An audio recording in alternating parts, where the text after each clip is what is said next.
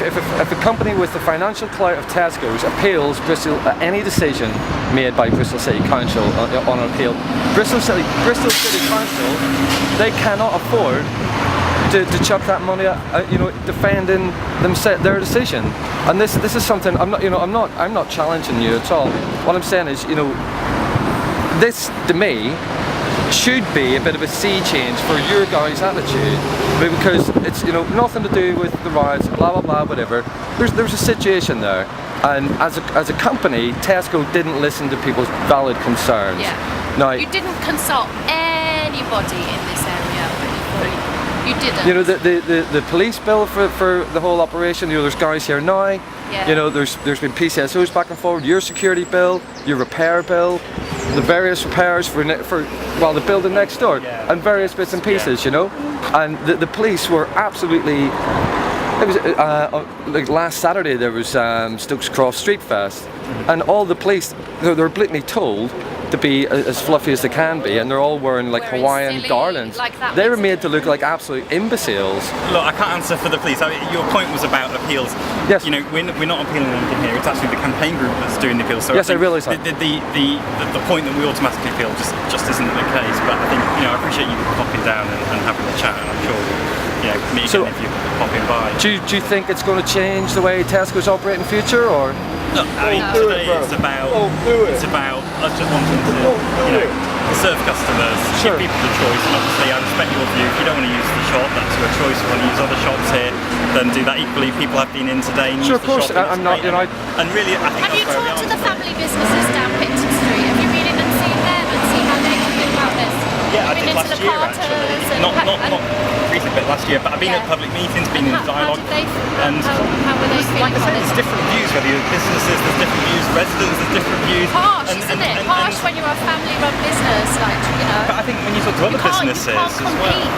That business is probably one of the only ones I've heard of who is supportive. And if you go down the street and talk to other businesses in the area, I don't think any other businesses. I think when we look at Cheltenham Road, not Cheltenham, Gloucester Road, sorry, then actually you see that we do get along with the local traders successfully. Tesco store's popular, as are the other shops. There's a whole run of different shops. And it's the same. We want to be part of the same here. Do you not think it's a bit silly though, the way you've got a Tesco's 15 minutes that way, 10 minutes that way? This is one of the few high streets left in Britain where there's not a big commercial outlet. There's a lot of independent businesses that are now going to probably die off because of this. Well, again, I can only go back to what's happened when we have opened up. When you look at Gloucester Road, the one you're talking about, the businesses haven't died off, so why should it be different here? Actually, what happens when we open? It's like more people are still shopping as locally as possible. All you've really got is cafes and things like that down there. Just out there, which is open 24 hours. If you guys successfully do what you're doing, that could end up closing. There's like food vegetables and that around here. There's an actual community in St Paul's and Stokes Croft that exists as a community.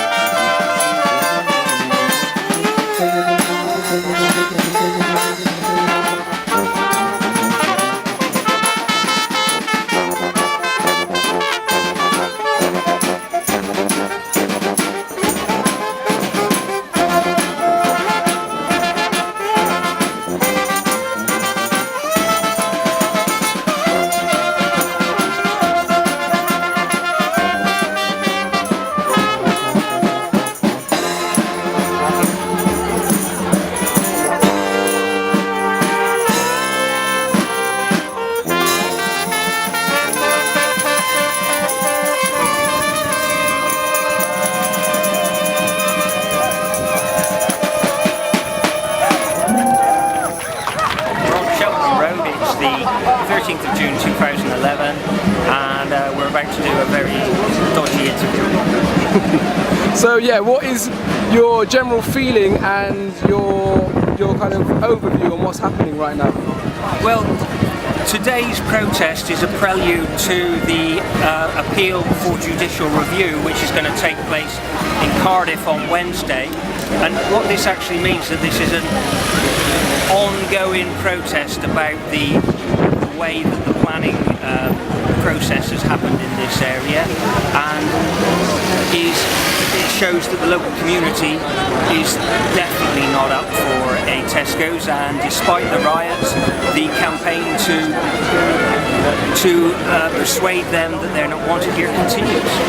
Okay, and I mean, just very quickly, for people who aren't here now but want to get involved, what sort of thing do you suggest they start looking into? Well, I suppose the first thing that they do is start to research about what Tesco are really like, and then make their minds up about what supermarkets are like. And the most positive thing people can do is start to think about how you spend your money and where you spend your money, because every pound you spend is a vote for something. So if you think that globalisation and the large supermarkets everywhere in the city are too powerful, then start to think about spending a little bit of your money with local producers, because ultimately we need to start to take control of how food reaches our tables, because increasingly we seem to be moving into a situation where our retail situation is completely controlled by multinational companies. Okay, and so can we expect to see the People's Republic of Stokes Croft back in the People's Supermarket? Well, of course. I think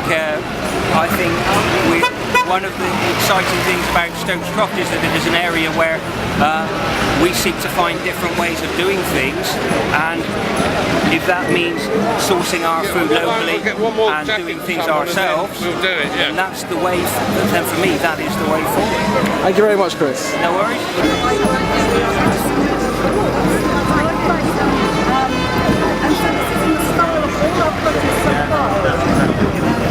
My parents have seen it own their own £400,000 house in London.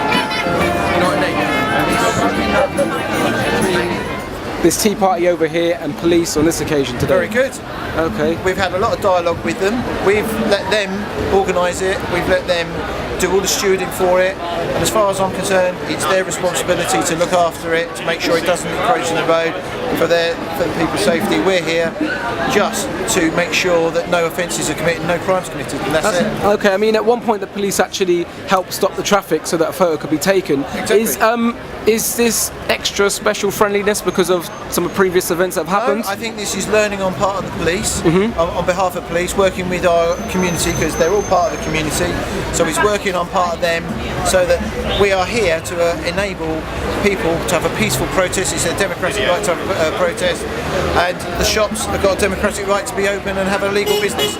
So as far as we're concerned, that is our extent of why we're here today. Okay, and it's obviously been a very good and peaceful day here in Bristol. Is it fair to say that if anywhere else in the UK that the police don't act or react in this way, that is kind of an unjust democratic way forward? All I can say is where it's organised and we have proper dialogue with people, normally we know what we're dealing with and what kind of people are going to turn up, etc, etc. When it's not organised and there is no dialogue with the police, then it's an unknown quantity for which we have to sometimes react to.